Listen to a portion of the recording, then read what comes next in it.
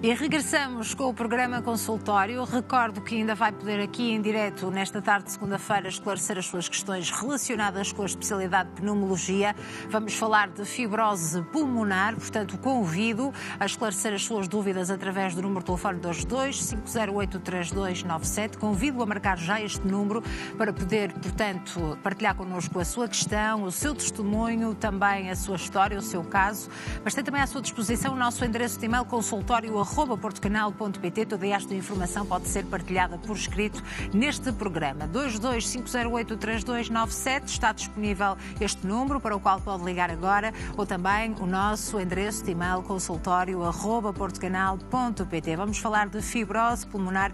Sinta-se à vontade para esclarecer aqui, seja qual for a sua questão relacionada com esta doença ou também outra que diga respeito à especialidade de pneumologia. Para já vamos falar do Serviço Nacional de Saúde, que faz 45 anos, contudo, enfrenta atualmente vários desafios, como a falta de profissionais, que leva a elevados tempos de espera, urgências encerradas e também cirurgias adiadas. Vamos então comentar este assunto com o professor Dr. Rui Nunes, professor catedrático da Faculdade de Medicina da Universidade do Porto, que junta-se a nós e a quem agradeço por estar aqui em direto no consultório. É um gosto. Muito obrigada. Obrigado pelo convite. Obrigada, Sr. Professor. Portanto, apesar de já ter tido dias melhores, Portugal, de facto, continua a ser dos poucos países que gratuitamente cuida da sua população. Ainda assim, Sr. Professor, quais são os desafios que o Serviço Nacional de Saúde enfrenta atualmente? Bom, o Serviço Nacional de Saúde, é preciso que todos entendam, é uma das grandes conquistas da era democrática em Portugal. Traduziu-se em excelentes indicadores de saúde que nos fazem ter orgulho na cena internacional, nomeadamente em áreas que, aliás, hoje são muito criticadas, como a saúde da mulher e da criança, ou a própria transplantação de órgãos. Enfim, foi uma evolução da nossa sociedade com vista a fazer aquilo que poucos países fazem no planeta, que é oferecer cuidados de saúde de grande qualidade à generalidade da população, sobretudo aos mais necessitados. E o país fez, ao longo dos últimos anos, grandes investimentos em matéria de cuidados de saúde e já disponibiliza, aliás, uma fatia muito considerável dos recursos gerados na sociedade, em torno de 11%, 12% do produto interno bruto, para o setor da saúde. Portanto, uma primeira nota, que é preciso todos termos perfeita consciência, é que o Serviço Nacional de Saúde foi uma enorme evolução da nossa sociedade, que tem um financiamento que está em linha com os países mais civilizados, está acima da média da União Europeia, está acima da média da OCDE, portanto, da Organização para a Cooperação e Desenvolvimento Económico, isto é, os países ricos do planeta. Portanto, há muito a fazer, é verdade, mas tem muito mais a ver com a qualidade da gestão e da administração do que propriamente com o montante de recursos que estão alocados ao setor. Sr. Professor, o que é que pode ser feito para, de facto, melhorar a qualidade deste serviço aos utentes? Uma primeira questão é, obviamente, natureza pedagógica. É os portugueses e as portuguesas terem consciência que há um problema de fundo no SNS, mas que ele não se resolve injetando mais recursos financeiros. Esta mensagem é central, porque o mais fácil é dizermos, bom, o sistema está mal porque tem falta de recursos, ou tecnológicos, ou financeiros, ou humanos. Por exemplo, Portugal, ao contrário do que se calhar os portugueses pensam, é o terceiro país dos países desenvolvidos com maior número de médicos por 1000 habitantes.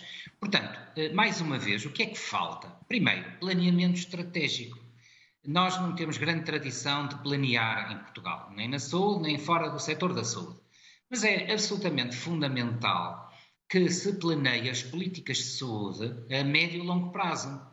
E aquilo que está a acontecer é que tem que ser evitado, ou seja, há um novo ciclo legislativo, há um novo governo e inflete-se completamente a política de saúde. Não há nenhum sistema público que resista desta forma. Portanto, primeiro ponto, termos uma ideia concreta do que é que queremos em matéria de saúde, naturalmente depois com as interpretações que cada governo naturalmente dá, conjunturalmente, mas termos uma ideia do modelo de sistema que queremos e depois, segunda nota, geri-lo eficientemente, ou seja, sem desperdícios. Há, enfim, uma impressão generalizada e começam a surgir alguns indicadores técnicos nesse sentido que no setor da saúde há importantes níveis de desperdício. Desperdício no sentido de recursos que podiam ser bem utilizados, mas não são. Por exemplo, quando se constroem 2 hospitais perto um do outro, isto para o setor da saúde transforma-se numa ineficiência. Mas deixe-me colocar-lhe uma questão, por favor. Que justificação é que dá quando uma senhora grávida tem de fazer 150 ou mais quilómetros para poder ter o seu filho, por exemplo? A justificação que eu dou é que há má gestão da saúde. Portanto, mais uma vez, trata-se de uma questão de gestão e administração. O sistema de saúde, tal como ele está hoje, é excessivamente centralizado. Não estou com isto a criticar a evolução que se deu nos últimos anos, a criação da direção executiva do SNS, a extinção das ARS, mas manifestamente vamos ter que regressar a um sistema de saúde muito mais descentralizado, seja pela via da regionalização da saúde, portanto, criação de novas figuras parecidas com as ARS, ainda que eventualmente sob tutela de uma direção central, seja através de uma maior participação dos municípios. Portanto, há muitos modelos de descentralização, porque qualquer pessoa entende que o SNS, o Serviço Nacional de Saúde, sendo uma máquina gigantesca que cobre o país todo, é muito dificilmente gerida centralmente por uma equipa pequena de pessoas. Pode ser um passo com vista, naturalmente, a uma maior flexibilização no futuro, mas é absolutamente central descentralizar a saúde. Para quê? Para que haja uma gestão de proximidade e esses casos não aconteçam. Esses casos acontecem porquê? Porque há um determinado hospital que não tem recursos, e como não tem recursos, neste caso, na maior parte das vezes, humanos, ou seja, médicos da especialidade disponíveis, então transfere-se para um outro hospital. Um sistema muito mais descentralizado torna-se muito mais flexível. Por outro lado, incrementar e melhorar os sistemas de gestão das unidades de saúde. Ou seja, este modelo, nomeadamente a entidade pública empresarial, porque as unidades locais de saúde são, enfim, um exemplo, também precisa ser otimizado, no sentido de quê? De darmos uma gestão muito mais empresarial, ainda que pública, ao setor público da saúde. Porque se um hospital tiver muito maior capacidade de gestão e de autonomia, com certeza vai ter muito mais capacidade, por exemplo, para reter os médicos que necessita, no caso da obstetrícia e da ginecologia, e deste modo resolver o problema que tanto aflige e muitíssimo bem as portuguesas e os portugueses. Portanto, tudo se resume no fim da linha, não a falta de recursos, esta mensagem é central, mas a uma questão de qualidade da gestão e da administração. E é aí que temos que incidir. Deixe-me só terminar com uma questão, um comentário também. O Primeiro-Ministro este domingo reforçou o compromisso de melhorar o setor e disse também que a saúde não se gera com preconceitos ideológicos. O que é que interpreta destas palavras, Sr. Professor? Eu interpreto que o Primeiro-Ministro teve largos anos para preparar a governação. E não se conhece hoje qual é o modelo de sistema de saúde que se pretende. E essa é que é a questão central, como eu comecei por dizer, ou seja, é evidente que eu concordo que há um papel, no fundo essa mensagem quer dizer que há um papel para o setor privado e para o setor social. E eu não tenho nenhuma oposição de princípio a que haja um setor privado e um setor social fortes. Esses setores são importantes, dão dinamismo ao setor da saúde e à economia em geral. Mas o que é que eu também não gostaria de ver? Um SNS a enfraquecer e o setor privado e social crescer à custa do enfraquecimento do SNS. E, portanto, temos que ter a coragem e a capacidade de fazer 2 em 1.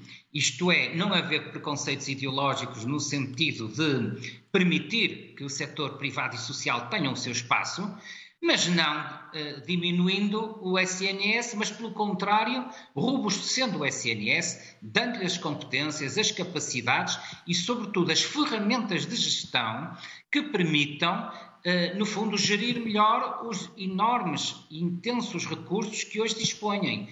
E por isso, repito, com novos formatos e modalidades de gestão, por exemplo, dos hospitais e de centros de saúde, seria mais fácil reter médicos e outros profissionais.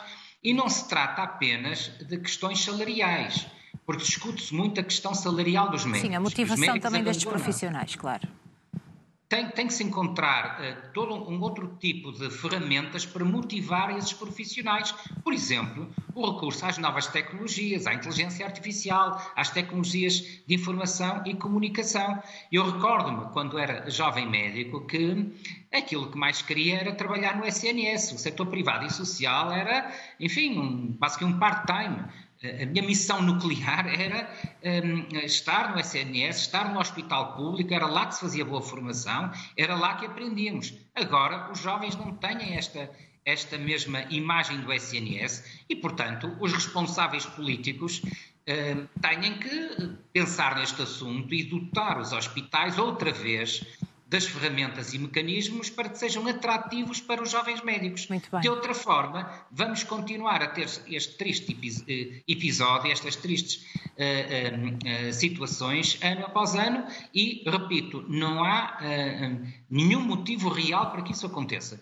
Porque o país tem um Serviço Nacional de Saúde, tem um parque hospitalar, tem profissionais de saúde, médicos, enfermeiros e outros de excelente nível que nos orgulham internacionalmente e, portanto, qual é a conclusão que se extrai? É preciso pôr toda esta máquina a funcionar como um relógio suíço.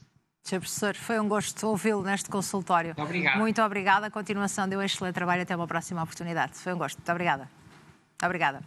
Nós seguimos em frente no programa Consultório. Mais uma vez, vai poder ligar agora para esclarecer questões relacionadas com pneumologia. Vamos já de seguida, depois de mais um curto intervalo, falar aqui de fibrose pulmonar, conhecer a campanha deste ano de sensibilização para esta doença e, portanto, falar dos sintomas, da importância do diagnóstico precoce e também do tratamento desta doença crónica. Participe, mas acima de tudo inscreva-se primeiro através do número de telefone 22-508-3297 ou por escrito do nosso endereço de e-mail consultório@portocanal.pt. Partilhe connosco o seu caso, a sua história, o seu testemunho relacionado com a fibrose pulmonar ou também outra questão que diga respeito e encaixe nesta área da medicina, pneumologia. Estamos cá deste lado disponíveis para o ouvir após um curtíssimo intervalo que fazemos agora mesmo. Até já.